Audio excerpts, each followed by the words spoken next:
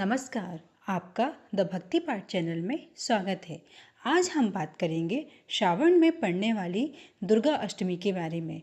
इस वीडियो में आप जानेंगे कि दुर्गा अष्टमी का व्रत क्यों रखा जाता है, इसकी महिमा क्या है, पूजा की सही विधि क्या है, कौन सी कथा सुननी चाहिए और माता रानी की कृपा कैसे प्राप्त होती है।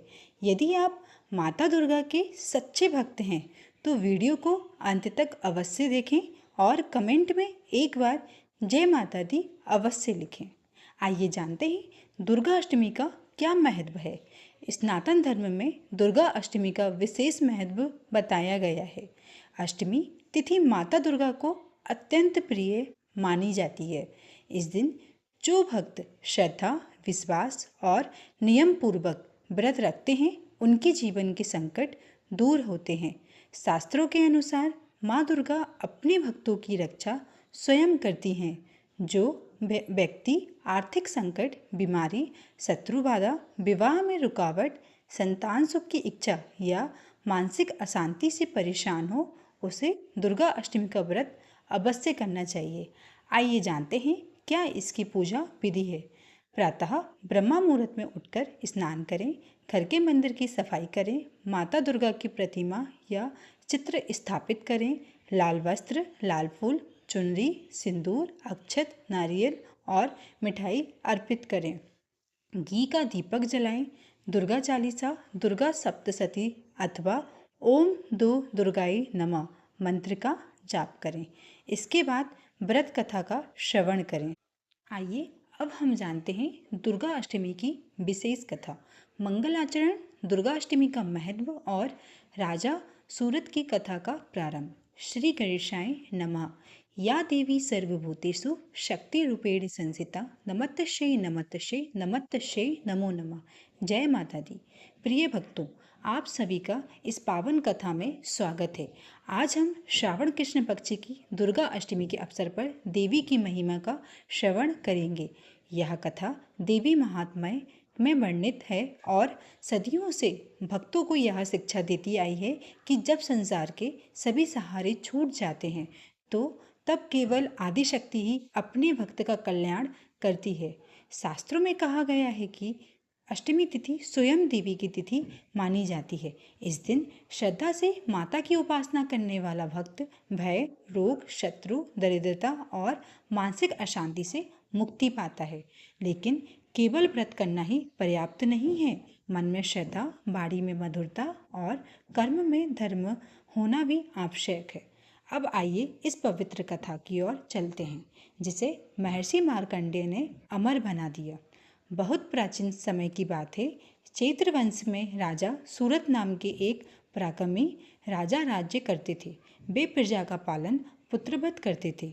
उनके राज्य में धर्म, न्याय और समृद्धि का वास था।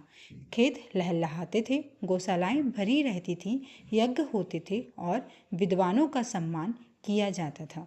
किंतु संसार का नियम है कि सुख और दुख दोनों स्थायी नहीं होते।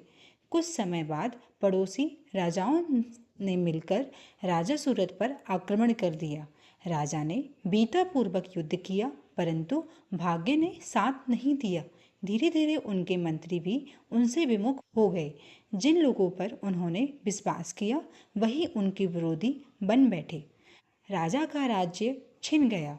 अपमानित और दुखी होकर वे अकेले वन की ओर निकल पड़े। उनके मन में एक ही प्रश्न था, जिन लोगों ने मुझे छोड़ दिया, मेरा मन अब भी उन्हीं के प्रति क्यों आकर्षित है। वन में घूमते घूमते वे महर्षि मेधा के आश्रम पहुँचे। वहाँ का वातावरण अत्यंत शांत था। वेदों का स्वर गूंज रहा था।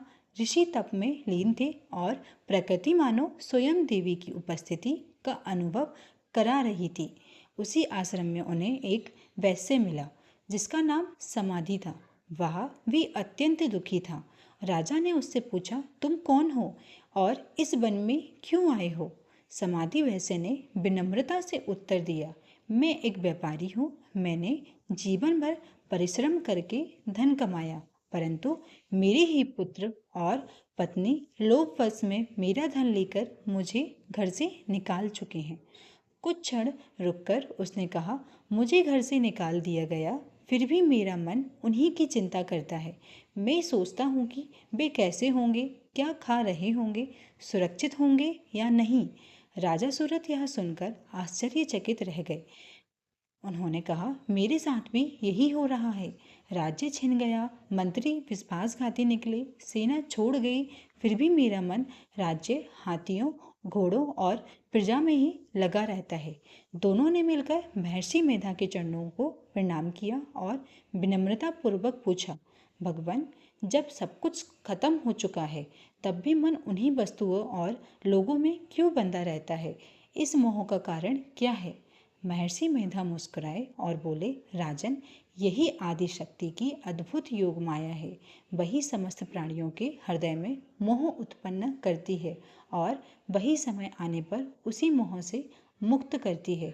ऋषि आगे बोले, वही देवी सृष्टि की उत्पत्ति करती है, वही पालन करती है और समय आने पर संहार भी करती है। जब देवता भी संकट में पड़ते हैं, तब उसी जगदम्बा की शरण लेते हैं। अब मैं तुम्हें उनकी दिव्य महिमा सुनाता हूँ। यहीं से देवी महात्म्य का प्रथम चरित्र आरंभ होता है, जिसमें बताया गया है कि किस प्रकार आदि शक्ति ने संपूर्ण सृष्टि की रक्षा के लिए अपने दिव्य रूप प्रकट किए। या देवी सर्वभूतेषु बुद्धि रूपेण संस्थिता नमस्तस्यै नमस्तस्यै नमस्तस्यै नमो नमः। महर्षि मेधा ने राजा सूरत और समाधि वैश्य से कहा, हे राजन, तुमने पूछा कि यह मोह क्यों होता है। इसका उत्तर जानने के लिए पहले उस आदि शक्ति की महिमा सुनो, जिनकी योग माया से देवता भी प्रभावित होते हैं। ऋषि बोले, कल्पों के अंत में जब प्रलय का समय आता है, तब समस्त चराचर जगत जल में लीन हो जाता है। ना पृथ्वी रहती है, ना पर्वत, ना वन, ना नगर, चारों ओर केवल अनंत जल ही जल दिखाई देता है। उस समय भगवान श्री हरि विष्णु शेषनाग की सैया पर योग निद्रा में स्थित थे। उनकी नाभि में इसे एक दिव्य कमल प्रकट हुआ और उसी कमल पर सृष्टिकर्ता ब्रह्मा जी विराजमान होकर नई सृष्टि की रक्षा के लिए तैयार हुए। उसी समय भगवान विष्णु के कानों से उत्पन्न मल से दो महाबलशाली असुर प्रकट हुए। उनका नाम था मधु और केटव। वे अत्यंत पराक्रमी, अहंकारी और विनाशकारी थे। जब उनकी दृष्टि कमल पर विराजमान ब्रह्मा जी पर पड़ी, तो उन्होंने उन्हें नष्ट करने का विचार किया। ब्रह्मा जी ने देखा कि भगवान विष्णु योग निद्रा में लीन हैं और वही उनकी रक्षा कर सकते हैं, किंतु वे महामाया की योग निद्रा से आच्छादित हैं। तब ब्रह्मा जी ने आदि शक्ति की स्तुति प्रारंभ की। उन्होंने प्रार्थना की, हे जगदम्बे, आप ही स्वाहा हैं, आप ही स्वधा हैं, आप ही वेद माता हैं, आप ही बुद्धि, श्रद्धा, लज्जा, स्मृति और करुणा के रूप में समस्त प्राणियों में विराजमान हैं। हे महामाये, कृपा करके भगवान विष्णु की योग निद्रा को दूर करें, ताकि वे जागकर इस सृष्टि की रक्षा करें। ब्रह्मा जी के हृदय स्पर्शी स्तुति से आदि शक्ति प्रसन्न हुई। तब भगवान विष्णु के नेत्रों, मुख, हृदय और अंगों में योग निद्रा रूपिणी महामाया प्रकट हुई। उनके हटते ही श्री हरि जाग उठे। उनका तेज सहस्त्र सूर्य के समान प्रकाशित हो उठा। भगवान ने ब्रह्मा जी से पूछा, हे पितामह, आप चिंतित क्यों हैं? ब्रह्मा जी ने उत्तर दिया, प्रभु, मधु और केटव नामक दो असुर मुझे मारना चाहते हैं। यदि इनका संहार नहीं हुआ तो सृष्टि की रचना ही नहीं हो पाएगी। भगवान विष्णु ने तुरंत अपने दिव्य शंख, चक्र और गदा धारण की और उन दोनों को असुरों को युद्ध के लिए ललकारा। इसके बाद एक भयंकर युद्ध आरंभ हुआ। यह कोई साधारण युद्ध नहीं था। देवताओं के लिए भी यह युद्ध दृश्य था। मधु और केटव अत्यंत बलवान थे। वे बार बार भगवान पर आक्रमण करते और भगवान विष्णु उनके प्रत्येक प्रहार का उत्तर देते। यह युद्ध एक दिन, एक वर्ष या 100 वर्ष तक नहीं, बल्कि 5000 वर्षों तक चलता रहा। युद्ध के अंत में भगवान विष्णु ने अनुभव किया कि इन दोनों असुरों को असाधारण शक्ति प्राप्त है। तब उन्होंने मन ही मन आदिशक्ति का स्मरण किया। महामाया ने अपनी लीला से उन दोनों असुरों के अहंकार को और बढ़ा दिया। वे अपनी शक्ति पर इतने गर्वित हो गए कि उन्होंने भगवान विष्णु से कहा, हे विष्णु, हम तुम्हारे पराक्रम से प्रसन्न हैं, तुम हमसे कोई वर मांगो। भगवान मुस्कुराए और बोले, यदि तुम वास्तव में प्रसन्न हो तो मुझे यही वर दो कि तुम दोनों मेरे हाथों मर जाओ। दोनों असुर क्षण भर के लिए चकित रह गए, किंतु वे अपने वचन से पीछे नहीं हट सकते थे।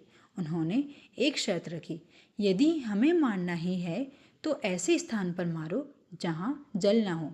उस समय संपूर्ण ब्राह्मण प्रलय के जल से भरा हुआ था, कहीं भी सूखी भूमि नहीं थी।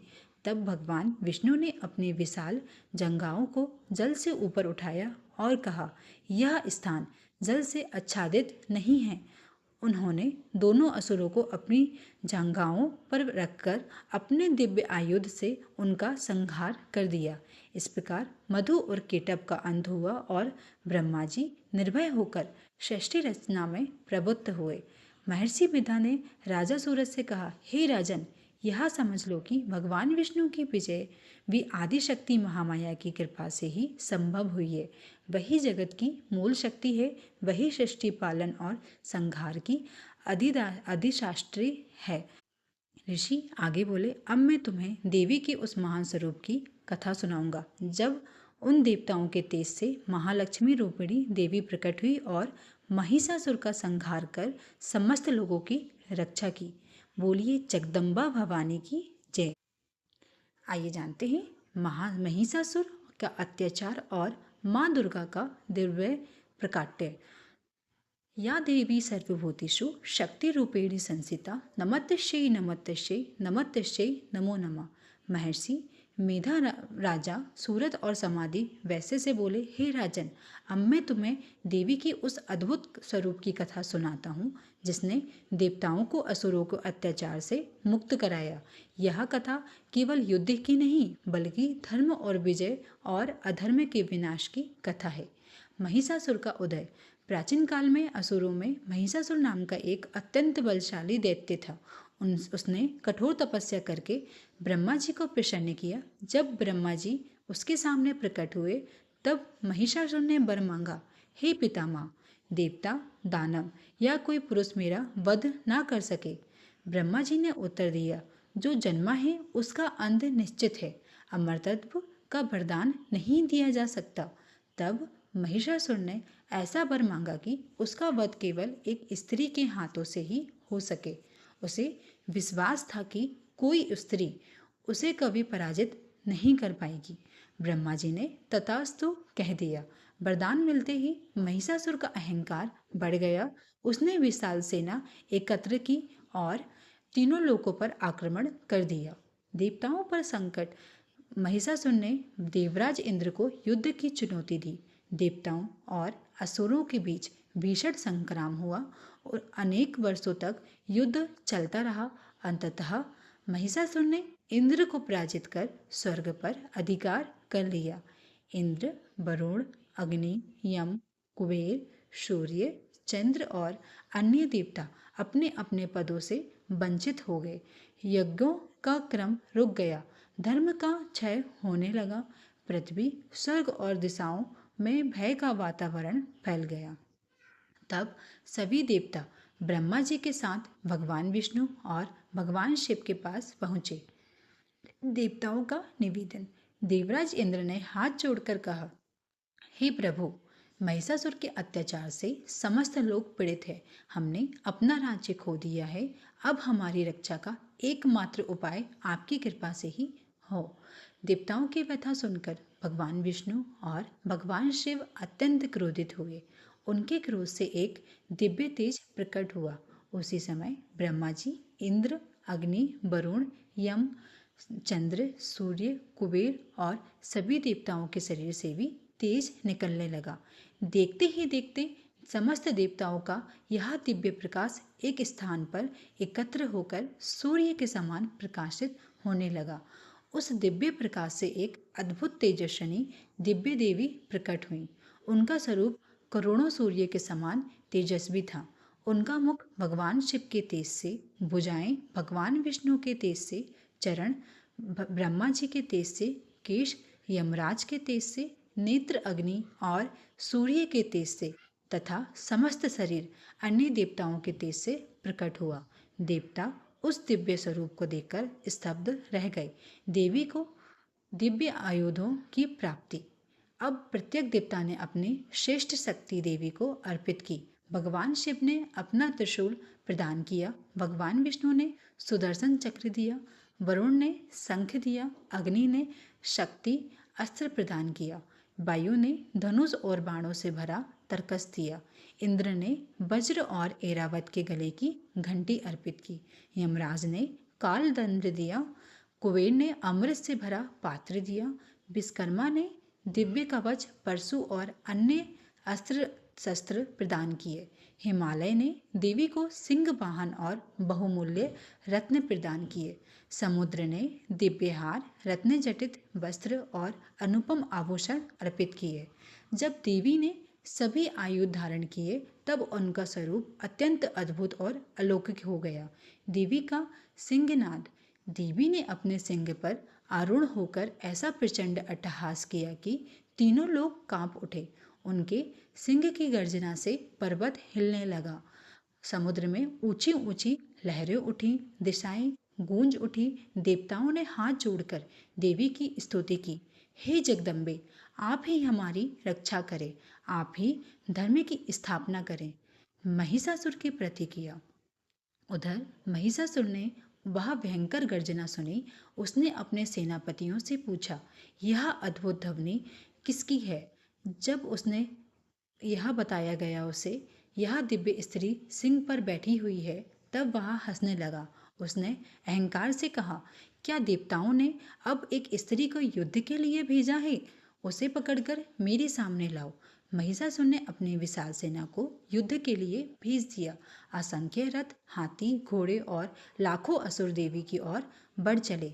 देवी शांत भाव से सिंह पर विराजमान रहीं। उनके मुख पर तनिक भी भय नहीं था, क्योंकि वे जानती थीं कि यह युद्ध केवल असुरों से नहीं बल्कि अधर्म, अहंकार और न्याय से है। महर्षि मेधा बोले, हे राजन, अब आप वह महायुद्ध आरंभ होने वाला है जिसे सुनकर देवताएं भी आश्चर्यचकित रह गए थे। देवी और महिषासुर की सेना का महायुद्ध। या देवी सर्वभूतेषु वीर्यरूपेण संस्थिता नमस्तस्यै नमस्तस्यै नमस्तस्यै नमो नमः। महर्षि मेधा ने राजा सूरत और समाधि वैश्य से कहा, हे राजन, जब देवी ने सिंह पर आरूढ़ होकर अपना दिव्य सिंहनाद किया तब तीनों लोकों में उसका नाद गूंज उठा। देवताओं के हृदय में आशा जागी और असुरों के मन में भय उत्पन्न हुआ। उधर महिषासुर क्रोध से भर उठा। उसने अपनी विशाल सेना को देवी पर आक्रमण करने की आज्ञा दी। असंख्य रथ, हाथी, घोड़े और पैदल सैनिक रणभूमि में उतरकर आए। उनके ध्वज आकाश को ढक रहे थे और शास्त्रों की चमक से दिशाएं प्रकाशित हो रही थीं। सबसे पहले महिषासुर के महान सेनापति शिक्षुर ने देवी को ललकारा। उसने तीव्र गति से बाणों की वर्षा की। देवी ने मुस्कुराते हुए अपने धनुष से उसके सभी बाण काट दिए। फिर उन्होंने अपने तीक्ष्ण बाणों से उनका धनुष, रथ, घोड़े और सारथी नष्ट कर दिए। अंत में देवी के प्रहार से शिक्षुर युद्धभूमि में गिर पड़ा। इसके बाद सेनापति चामर विशाल हाथी पर आरूढ़ होकर आया। उसने अपनी शक्ति देवी की ओर फेंकी। देवी ने उसे निष्फल कर दिया। फिर उनके सिंह ने प्रचंड वेग से हाथी पर आक्रमण किया। भीषण संघर्ष के बाद देवी के प्रहार से चामर भी मारा गया। महर्षि मेधा कहते हैं कि इसके बाद महिषासुर के अनेक पराक्रमी सेनानायक उदग्र, महाहनो, असिलोमा, बास्कल, परिवारित, विड़ाल और अन्य असुर अपनी अपनी सेनाओं के साथ युद्ध के में उतरे। वे विविध अस्त्र शस्त्रों में देवी पर आक्रमण करने लगे, किंतु जगदम्बा प्रत्येक आक्रमण का उत्तर अद्भुत धैर्य और पराक्रम से देती रहीं। कभी उन्होंने त्रिशूल चलाया, कभी चक्र, कभी शक्ति, कभी तलवार और कभी बाण। देवताओं द्वारा दिए गए प्रत्येक आयुष से धर्म का अधर्म का विनाश होने लगा। रणभूमि में देवी का सिंह भी असाधारण पराक्रम दिखा रहा था। वह असुरों पर टूट पड़ता, उन्हें अपनी नखों और दांतों से परास्त करता और धर्म की सेना का मानो स्वयं नेतृत्व कर रहा था। देवी के प्रत्येक श्वास पर दिव्य शक्तियां प्रकट होने लगी। वे भी असुरों का संहार करने लगी। चारों ओर केवल देवी का जयघोष सुनाई देने लगा। देवता आकाश से यह दिव्य युद्ध देख रहे थे। वे पुष्प वर्षा करने लगे और स्तुति करने लगे। जय देवी, जय महाशक्ति, जय जगदम्बे, आप ही धर्म की रक्षिका हैं। उधर महिषासुर यह देखकर अत्यंत क्रोधित हो उठा। उसकी विशाल सेना का अधिकांश भाग नष्ट हो चुका था। अब उसने स्वयं युद्ध भूमि में प्रवेश करने का निश्चय किया। महिषासुर ने पहले अपने विशाल भैंसे का रूप धारण किया। उसने अपने तीक्ष्ण सिंगों से पर्वतों के समान शिलाखंड उखाड़कर फेंकने शुरू किए। उसकी पूंछ पे प्रहार से सैनिक दूर जा गिरते और उसके खुरों से पृथ्वी कांप उठती। देवी ने शांत भाव से उसका सामना किया। उन्होंने अपने पास से उसे बांधने का प्रयास किया, परंतु महिषासुर तत्काल अपना रूप बदलने लगा। कभी वह सिंह बन जाता, कभी पुरुष, कभी हाथी और फिर पुनः वैसे का रूप धारण कर लेता। उसका मायावी बल अत्यंत प्रबल था।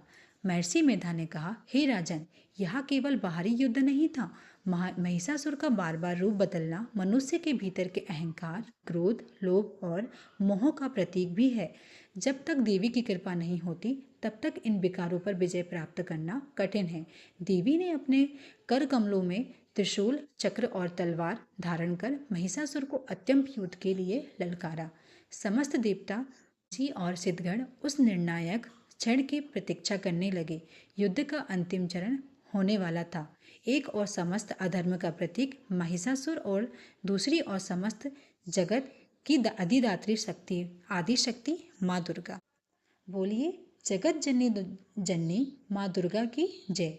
महिषासुर का वध और देवताओं की स्तुति। सर्व मंगल्ये मांगल्ये शिवे सर्वार्थ साधिके शरण्ये त्र्यंबके गौरी नारायणी नमोस्तुते। महर्षि मेधा ने राजा सूरत और समाधि वैश्य से कहा, हे राजन, अब वहाँ क्षण आ पहुँचा जिसका समस्त देवगण प्रतीक्षा कर रहे थे और धर्म और अधर्म का अंतिम संघर्ष प्रारंभ होने वाला था। रणभूमि में महिषासुर अपने विशाल भैंसे के रूप में गर्जना कर रहा था। उसकी गर्जना से पर्वत कांप उठते, समुद्र की लहरें उफान मारने लगती और दिशाएं थर्रा उठती। वह कभी अपने तीक्ष्ण सिंगों से पर्वत उखाड़कर देवी की ओर फेंकता, कभी अपने खुरों से पृथ्वी को कपा देता और कभी अपने प्रचंड श्वास से धूल का भयंकर तूफान खड़ा कर देता। किंतु माँ दुर्गा सिंह पर आरूढ़ पूर्णतः शांत और अचल थी। उनके मुख पर दिव्य तेज था। वे जानती थी कि अधर्म का अंत निश्चित है। तब देवी ने अपने हाथों में दिव्य पास लेकर महिषासुर का वध किया। पास में बंधते ही महिषासुर ने तुरंत अपना रूप बदल दिया। वह भैंसे से सिंह बन गया। देवी ने क्षणभर में उसकी सिंह मूर्ति का मस्तक काटने के लिए तलवार उठाई, परंतु उसी समय वह सिंह का रूप त्याग कर एक विशाल पुरुष के रूप में प्रकट हुआ। देवी ने उसके ऊपर बाणों की वर्षा की। वह पुण्य हाथी बन गया। विशाल हाथी ने अपनी सूंड से देवी के सिंह को पकड़ने का प्रयास किया, किंतु देवी ने अपनी तलवार से उसकी सूंड काट दी। क्षणभर में वह फिर भैंसे का रूप धारण कर गर्जना करने लगा। महर्षि मेधा कहते हैं, महिषासुर का यह बार बार रूप बदलना उसकी माया शक्ति और अहंकार का प्रतीक था, किंतु जगदम्बा की दिव्य शक्ति के सामने उसकी समस्त माया निष्फल हो गई। तब देवी ने अमृतमय दिव्य पेय का पान किया और मुस्कुराते हुए महिषासुर से कहा, हे मूढ़ असुर, जब तक मैं यहाँ दिव्य पेय पी रही हूँ तब तक तुम जितना गर्जना करना चाहो कर लो। शीघ्र ही देवता तुम्हारे पतन का उत्सव मनाएंगे। यह सुनकर महिषासुर अत्यंत क्रोधित हो उठा। वह भयंकर वेग से देवी की ओर दौड़ा। उसी समय माँ दुर्गा अपने सिंह से उतरकर बिजली की गति से आगे बढ़ी। उन्होंने अपनी चरण से महिषासुर की गर्दन दबा दी। तब देवी के चरणों का दबाव पड़ा। तब महिषासुर आधा भैंसे के रूप में और आधा मानव रूप में बाहर निकलने लगा। उसी क्षण जगदम्बा ने अपने दिव्य त्रिशूल से उसे घायल किया और फिर अपनी तेजस्वी तलवार से उसका मस्तक काट दिया। महिषासुर का अंत होते ही उसका विशाल शरीर पृथ्वी पर गिर पड़ा। उसके गिरते ही संपूर्ण रणभूमि में अद्भुत शांति छा गई। आकाश से देवताओं ने पुष्प वर्षा प्रारंभ कर दी। गंधर्व मधुर गान करने लगे। अप्सराएं आनंद पूर्वक नृत्य करने लगीं। ऋषि मुनि हाथ जोड़कर माँ भक्ति की स्तुति करने लगे। देवराज इंद्र आगे बढ़े और बोले, हे जगदम्बे, आज आपके कारण तीनों लोग पुनः सुरक्षित हुए, अपने धर्म की रक्षा की और अधर्म का विनाश किया। इसके बाद सभी देवताओं ने अत्यंत विनम्र भाव से देवी की स्तुति की। हे विश्वेश्वरी, आज संपूर्ण जगत की माता हैं। आप ही वृद्धि हैं, आप ही श्रद्धा हैं, आप ही लक्ष्मी हैं, आप ही शक्ति हैं। आपकी कृपा के बिना कोई भी जीव बंधन से मुक्त नहीं हो सकता। देवताओं ने प्रार्थना की, हे मातेश्वरी, जब जब संसार पर संकट आए, तब जब जब धर्म पर आघात हो, जब जब भक्त दुख से व्याकुल हो, तब तब आप प्रकट होकर उनकी रक्षा करें। माँ भगवती ने प्रसन्न होकर कहा, देवगण, जब भी तुम संकट से मुझे स्मरण करोगे, मैं अवश्य प्रकट होकर तुम्हारी रक्षा करूंगी। जो मनुष्य श्रद्धा से मेरी महात्म्य का श्रवण करेगा, मेरा पूजन करेगा और भक्ति से मेरा स्मरण करेगा, उसके भय, रोग, शत्रु और दुख दूर होंगे। महर्षि मेधा ने राजा सूरत को समाधि वैसे की ओर देखकर कहा, हे राजन, यही कारण है कि अष्टमी के दिन देवी की उपासना का विशेष महत्व है। जो भक्त श्रद्धा, संयम और निष्कपट भाव से माँ दुर्गा का व्रत करता है, उसके जीवन में धर्म, साहस, विवेक और ईश्वर कृपा का प्रकाश होता है। राजा सूरत और समाधि वैसे भाव विभोर होकर माँ भगवती के चरणों में नतमस्तक हो गए। उनके मन का संशय दूर हो चुका था। उन्हें विश्वास हो गया कि संसार का वास्तविक आश्रय केवल आदिशक्ति ही है। बोलिए, जगत जननी माँ दुर्गा की जय। महिषासुर माँ भगवती की जय। जय माता दी। अगर आपको यह कथा अच्छी लगी हो तो कमेंट में जय माता दी अवश्य लिखें।